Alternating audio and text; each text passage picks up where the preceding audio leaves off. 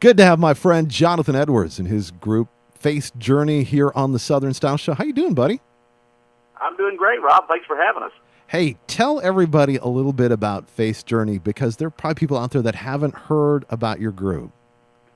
Well, I say Face Journey is a new group with old blood in it, it seems, and we've been around. Some of us have been around a while, traveling and singing in different groups or another. But what happened is I married a beautiful young lady from Alabama who had traveled 25 years with a group called Southern Heritage. I was traveling with the Ascension Quartet. When we got married, we formed the group Face Journey. It's been around about 8 months now, and we're having a blast based out of Branson, Missouri, out here in southwest Missouri, and just enjoying the opportunity to be on the road with my family a little bit and enjoying great Southern gospel music. So it's a little bit of a change for you. A lot of people, of course, knew you from your time with a quartet, a male quartet. Now you're singing in a mixed group. And which do you like better? Well, obviously, I enjoy traveling with my wife. I usually say from stage, I tell everybody, I said I decided I finally would give up traveling with three smelly guys on a bus and start traveling with a beautiful woman. And in gospel music, that woman probably ought to be your wife. So I'm enjoying this a lot better. See, I can't. That's the one part that for me, I would have to be in a mixed group. I could not do the guy thing. Well, I'm a quartet guy. I love quartets. I was raised on it and enjoyed my time with the Ascension Quartet. But I'm really enjoying what we're getting to do because of the style that we're doing and the mixed trio. It gives us a little more versatility than what you have in just a male quartet. Now, you just touched on a great word, style. Tell everybody a little bit about the style of Face Journey. Well, I say we're just a traditional Southern gospel trio, and I know every time I call a pastor or promoter and talk to them, they say, "Who do you sound like?" I don't know that we sound like anybody, but we have really, if you like classic country from 80s and 90s, that's really the sound that we have. My wife is really, she's a bluegrass fan. I don't know why, but she is. No, I'm just kidding. She loves the bluegrass music. We actually recorded a bluegrass song on the CD.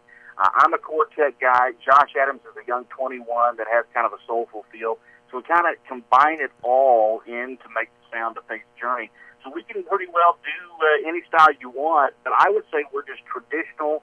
I'm 36 years old, traditional what I grew up on, Southern gospel music style. That's awesome. And, oh, by the way, got to ask, how was Rhonda Vincent? Awesome. See? I was very, very impressed. My wife took me to see Rhonda Vincent in the Rage, and like I said, bluegrass is new to me, but wow, that's all I can say. She's incredible, and for them to play the instruments and do what they do, my hat's off to them. See, and that's it. It's a cool sound. I love bluegrass. I, like you in a lot of ways, was not a bluegrass fan until about 10 years ago. And now I'm like a bluegrass junkie. I'm going to the old stuff, but that's a whole nother interview. But what was cool. What was cool talking about the old stuff was her mom and dad actually were there, and they did some stuff with the three of them. That the harmony was just absolutely incredible. That is. Now tell everybody a little bit about your website so we can get people there.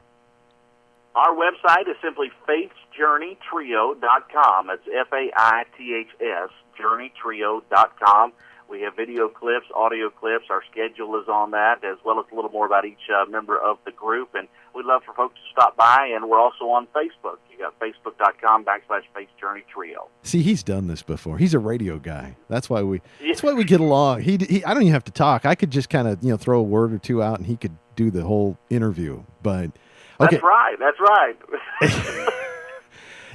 On the album that you guys got out right now, tell me, and I know you're going to say what everybody says. They're all great songs. What's your favorite song on the album? Well, I have actually. I'm gonna suck up a little bit. Our first single, my mother-in-law wrote. I really like that song. That's always smart. You got to make your mother-in-law happy. It's always actually my favorite song on the project would have to be a song called "Beyond the Grave" that some folks may remember the Galloways recorded. But I love the message in it because. It talks about life beyond the grave. Life doesn't end when we go in that grave. In fact, for children of God, it's just a new beginning. And, when we face trials, when we face illness, we know that brings us down, but as a child of God, we know it's only temporary because there is life beyond the grave. That's probably my favorite song, and it features my wife. That's awesome. Okay, got a question for you. This is a question that I am asked a lot, and so I now turn around and turn the tables and ask other people. They find out I'm in Southern gospel music, which, by the way, half the time they look like I now said I'm an alien.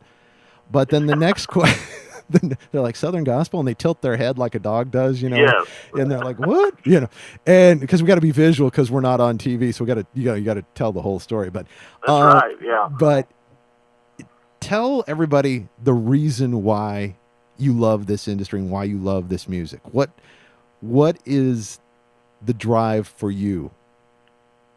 Well, I think, Rob, I spent 8 years in leading praise and worship in churches and everything from choir and orchestra to a contemporary Christian band and praise and worship. I've done it all. I like all styles of music.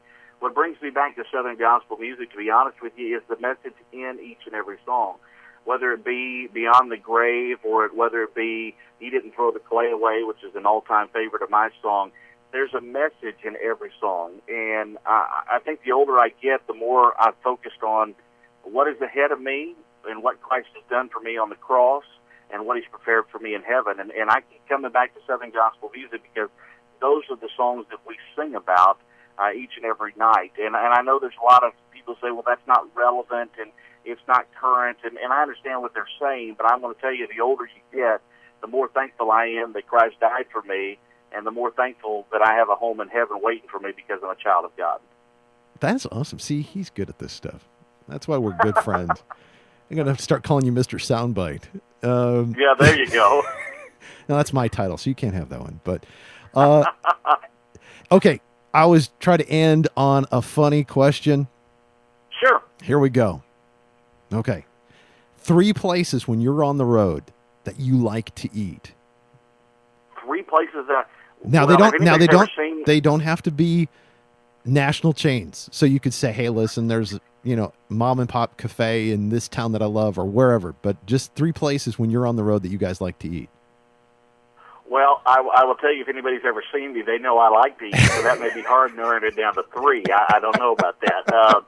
Boy, I don't know. I will tell you that my wife introduced me to a great barbecue place, Dreamland Barbecue down in Alabama. I think they've got 3 locations down there. I love Dreamland Barbecue. Boy, my favorite place is a place, and I don't know, there's some all over the country called Cheddar's. That's probably my favorite place to eat. And as far as if I want a hamburger, it's got to be Five Guys. Really? Yes. No Crystals? No, or as Josh likes, his favorite is White Castle. White Castle. I mean, if you're a Midwest kid, you grew up with White Castle. Eat like 30 of those. Yeah, I know. I'm a Five Guys guy. I think it's more for the fact that they have the Cajun fries and they do the burgers. Oh, see, so it's the fry thing. See, that's important. You got to have standards, Jonathan. It's important. I do. Hey, we want to play the song. Introduce the song and tell everybody about your latest single. Well, our latest single, as I mentioned, it was actually written by my mother-in-law, Rose Gilley, and they recorded it probably 7, 8, 9 years ago, but we felt so strong about the message in this song that we wanted to sing it again. And the song is simply called Longing for Home, and it goes back to the theme I talked about earlier, that every day I get older, the more I long for what is on the other side. I love living here, and I love Missouri and the United States. It's beautiful. But I'm glad that there's more to it, and I made preparations at an age of 6 years old that I could go to an eternal home in heaven, and that's what this song talks about, and it's got that classic country feel. If you like steel guitars and fiddles, you're going to like it.